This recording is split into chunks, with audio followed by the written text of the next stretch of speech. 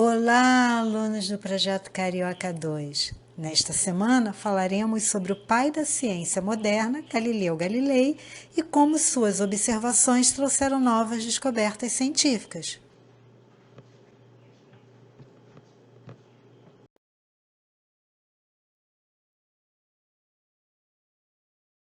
O Big Bang é uma das teorias mais aceitas pela comunidade científica sobre a origem do nosso universo.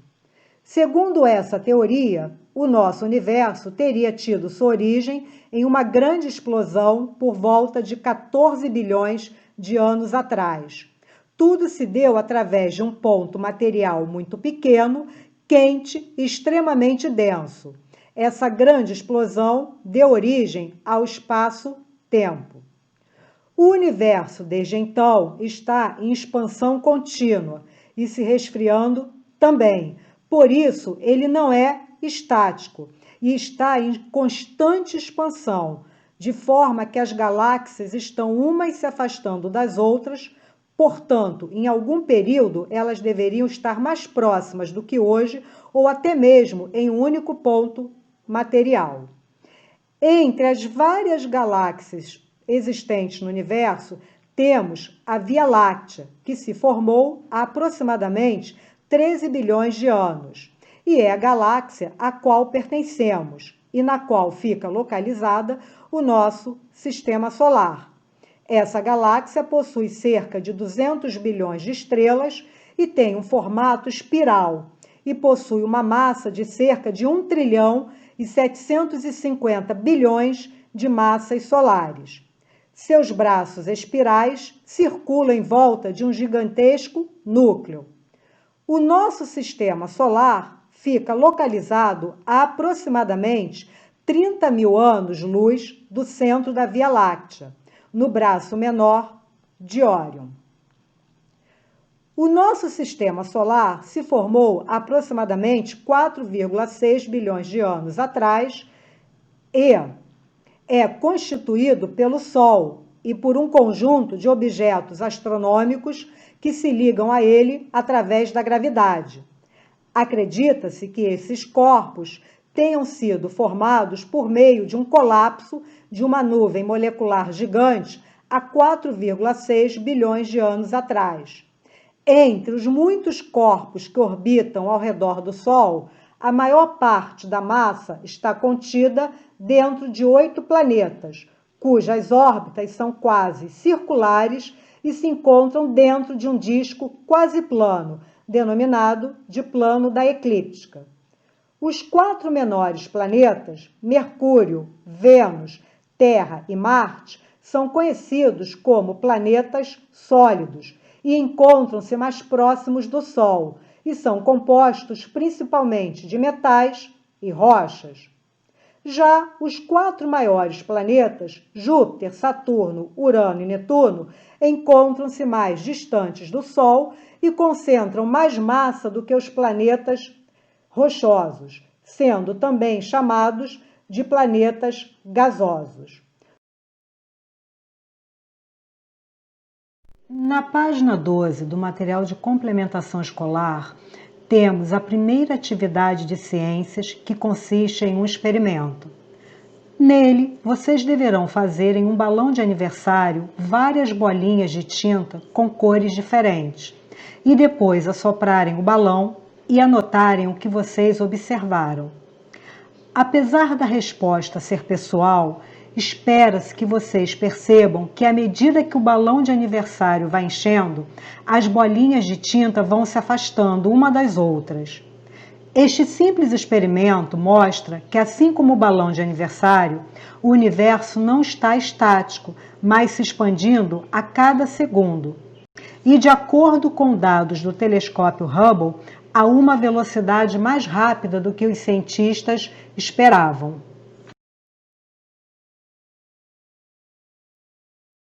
A astronomia é a ciência que estuda o universo, desde a sua origem e formação dos astros que o compõem e os fenômenos que nele ocorrem.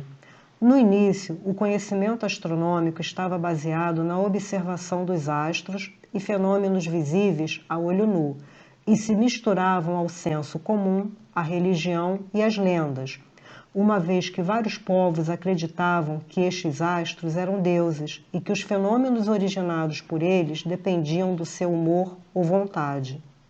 Assim, chineses, egípcios, assírios e babilônicos observavam o espaço para determinar a contagem do tempo, utilizavam o Sol e Lua para elaborar seus calendários, definir melhor o período de plantio e colheita e também para se localizar no espaço. Na Grécia Antiga, diversos estudiosos realizaram pesquisas e formularam teorias sobre o universo, algumas contestadas, outras aceitas. O interesse em compreender os movimentos dos corpos celestes gerou muitas observações, pesquisas e teorias religiosas e científicas sobre esse fenômeno. Entretanto, duas teorias são mais conhecidas para explicar o funcionamento do universo. Por volta de 350 a.C., na Grécia Antiga, Aristóteles desenvolveu uma teoria que defendia a ideia de que a Terra era o centro do universo e 9 estrelas giravam em torno dela. Posteriormente, no século II d.C., o matemático e astrônomo Cláudio Ptolomeu reforçou esse pensamento e elaborou a teoria geocêntrica, também chamada sistema ptolomaico, em sua obra Almagesto.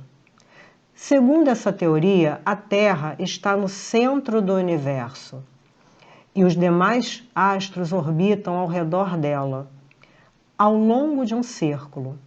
Conforme esta teoria, cada astro se movimenta com velocidade distinta, cuja ordem de proximidade da Terra é a seguinte: Lua, Mercúrio, Vênus, Sol, Marte, Júpiter e Saturno.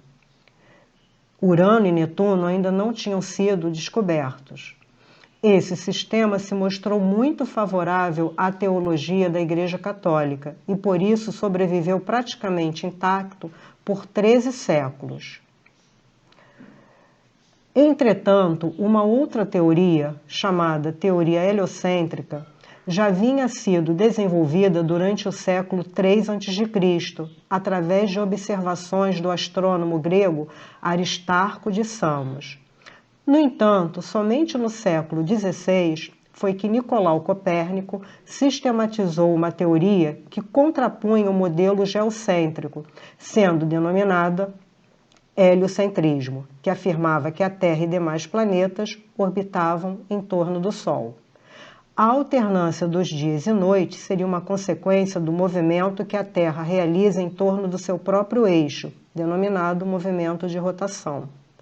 Rapidamente, a Igreja Católica se opôs a essa teoria e Copérnico só autorizou a divulgação dos seus dados matemáticos, comprovando a mesma após a sua morte, pois temia ser condenado por heresia pela Igreja Católica. Posteriormente, Galileu Galilei, durante o século XVII, reforçou a teoria heliocêntrica através de observações com lunetas holandesas. O heliocentrismo foi aperfeiçoado por cientistas e astrônomos como Kepler e Newton, e atualmente é a teoria mais aceita pela comunidade científica. No slide sobre teorias geocêntrica e heliocêntrica, comentamos sobre Galileu. Mas vocês sabem quem foi Galileu Galilei? Galileu Galilei foi personalidade fundamental na revolução científica. Foi físico, matemático, astrônomo, filósofo e inventor. Suas criações o auxiliaram no aprofundamento de teorias sobre o movimento dos corpos, inércia e astros. Ele desenvolveu os primeiros estudos sistemáticos do movimento uniformemente acelerado e do movimento do pêndulo. Descobriu a lei dos corpos e enunciou o princípio da inércia e o conceito de referencial, ideias precursoras da mecânica newtoniana. Apesar de não ter sido o inventor do telescópio, ele melhorou significativamente o telescópio refrator, construindo um capaz de aumentar 30 vezes o tamanho aparente de um objeto.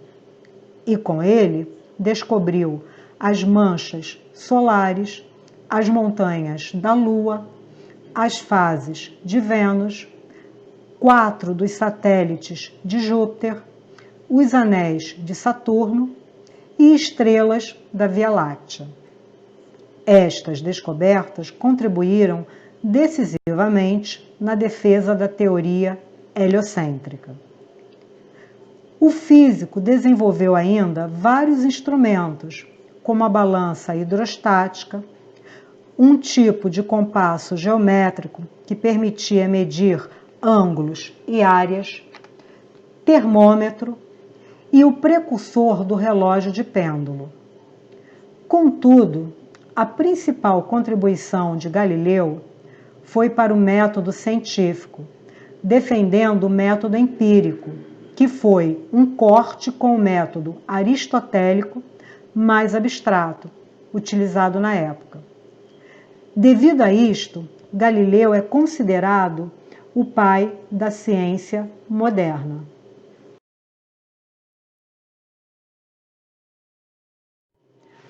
Na página 13, no Você Sabia, traz textos falando sobre Galileu Galilei, suas descobertas e invenções.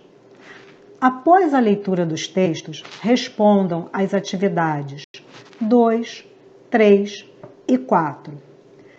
A atividade 2 quer saber qual a diferença entre as teorias geocêntrica e heliocêntrica, defendida por Galileu. Lembrando o que foi abordado no slide teorias geocêntrica e heliocêntrica, temos que na teoria geocêntrica a Terra seria o centro do universo, enquanto que na teoria heliocêntrica o Sol é o centro do universo, com a Terra e os demais planetas orbitando, ou seja, girando ao seu redor. Na atividade 3, é sugerido que vocês pesquisem a respeito de Galileu, registrando algumas de suas invenções. Vocês poderão assistir ao vídeo, cujo link vem logo abaixo da atividade. A resposta é pessoal, mas algumas dicas foram dadas no slide sobre Galileu Galilei. Na atividade 4, é pedido que vocês procurem no dicionário o significado da palavra empírico, método científico adotado por Galileu. Segundo o dicionário, empírico significa aquilo que é resultado da observação, prática e não da teoria.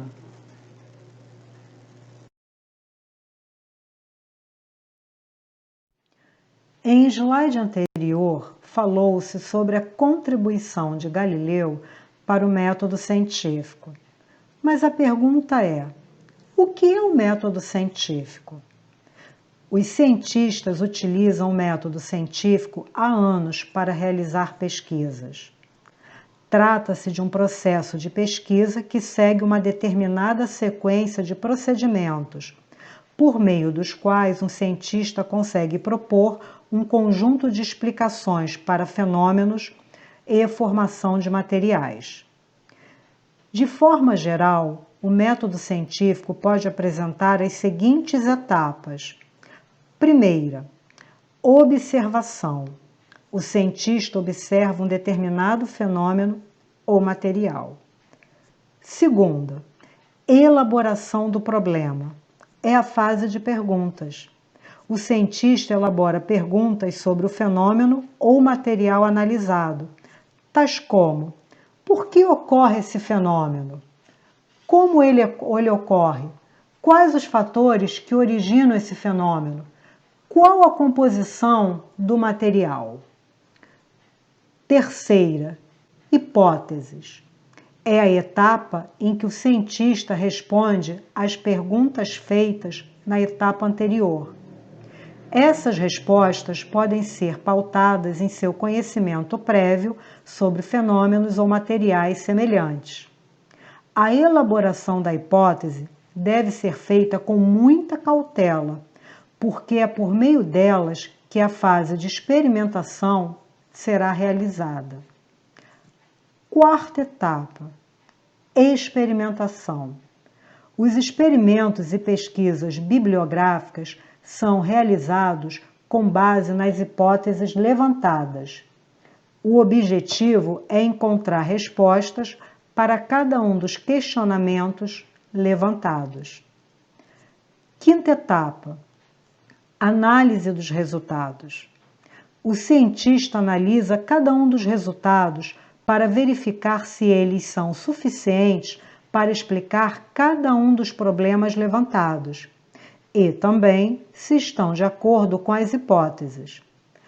Caso os resultados não sejam satisfatórios, novas hipóteses podem ser levantadas para que novas experimentações ocorram. Se os resultados forem satisfatórios, o cientista parte para a etapa de conclusão, em que o cientista verifica se os experimentos e pesquisas realizados respondem aos questionamentos levantados e permitem que ele faça afirmação acerca dos fenômenos ou materiais analisados.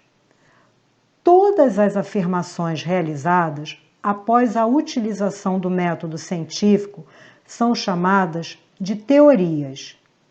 Quando diferentes hipóteses e experimentações são realizadas e o resultado é sempre o mesmo, passamos a ter uma lei.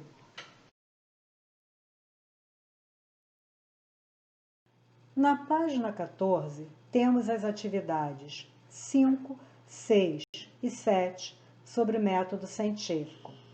Na atividade 5, vocês deverão enumerar, de acordo com as etapas do método científico, em ordem sequencial. Então, qual seria a primeira etapa de um método científico? Curiosidade ou dúvida sobre determinado fenômeno da natureza. E a segunda etapa? Levantamento de deduções ou hipóteses. Terceira, etapa experimental. E a quarta etapa? Conclusões. Na atividade 6, escreva o nome da etapa do método científico a que se refere a indagação proposta. Letra A. Quando procuramos respostas científicas para um determinado fenômeno que ainda não foi estudado, qual é a primeira ação que devemos ter de acordo com o método científico? Só pode ser a observação. Letra B. Quando fazemos suposições que podem ser verdadeiras ou não para explicar um determinado fenômeno, estamos elaborando uma hipótese. Na atividade 7, assinale V para as afirmações verdadeiras e F para as falsas. Letra A. A pesquisa sempre parte de um problema, de uma interrogação, uma situação para a qual o repertório de conhecimento disponível não gera resposta adequada. Verdadeiro. Letra B. Para solucionar um problema, são levantadas hipóteses que podem ser confirmadas ou refutadas pela pesquisa. Verdadeiro. Letra C. Nenhuma pesquisa pode gerar contribuições para o surgimento de novas teorias. Essa é falsa.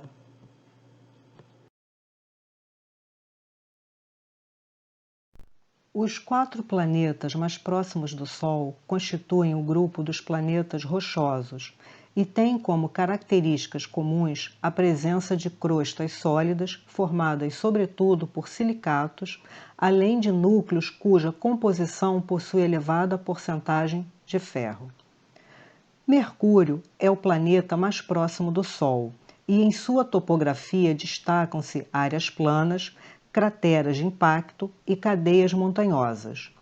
apresenta uma variação brusca de temperatura entre o dia, em torno de 420 graus Celsius, e à noite, menos 180 graus Celsius.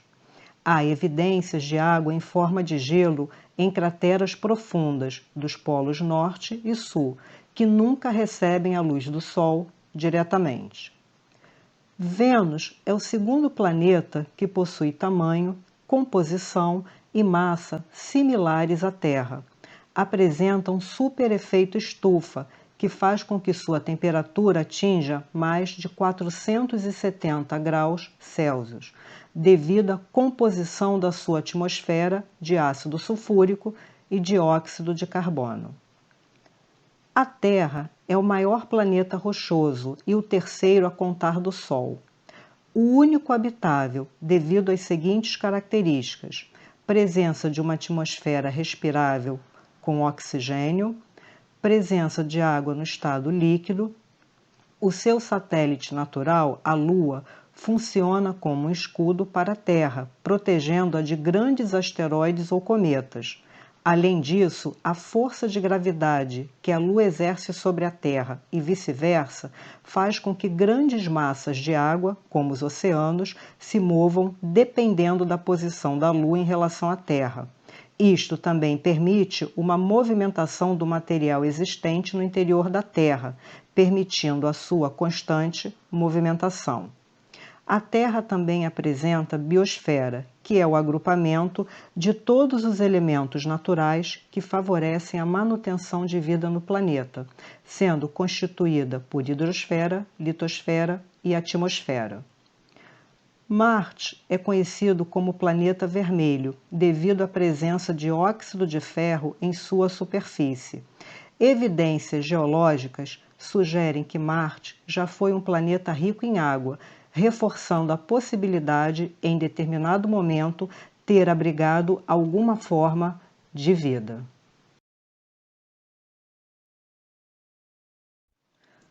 Os 4 maiores e mais afastados planetas do Sistema Solar formam o grupo dos gigantes gasosos, todos com dimensões consideravelmente superiores às da Terra, formados principalmente por hidrogênio e hélio.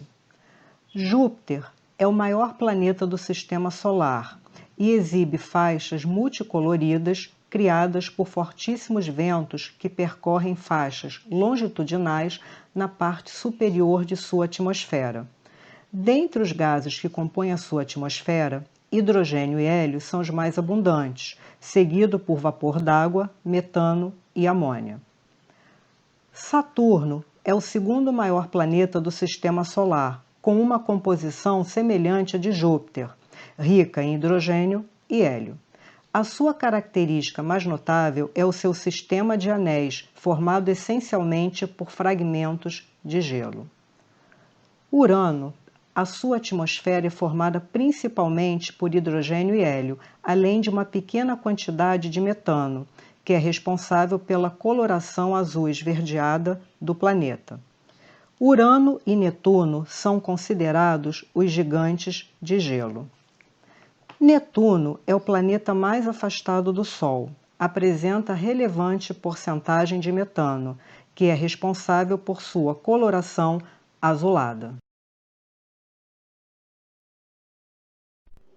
A página 15 traz o trecho de uma reportagem de 19 de julho de 2020, comunicando que a Sociedade Astronômica Brasileira confirmou a possibilidade de visualizar os planetas Mercúrio, Vênus, Marte, Júpiter e Saturno no Brasil e em países próximos à linha do Equador, a olho nu. A pergunta da atividade 8 quer saber justamente o significado da expressão a olho nu, que significa a visualização sem o auxílio de equipamentos ou lentes de aumento. Ainda na página 15, temos a atividade 9, que pede que vocês anotem em seus cadernos as principais diferenças entre os planetas Marte e Terra, após o Você Sabia trazer uma reportagem sobre a NASA buscar voluntários para uma viagem a Marte em 2030. Após anotarem e analisarem as diferenças entre Marte e Terra, fica a pergunta: vocês acham que é possível o ser humano sobreviver em Marte?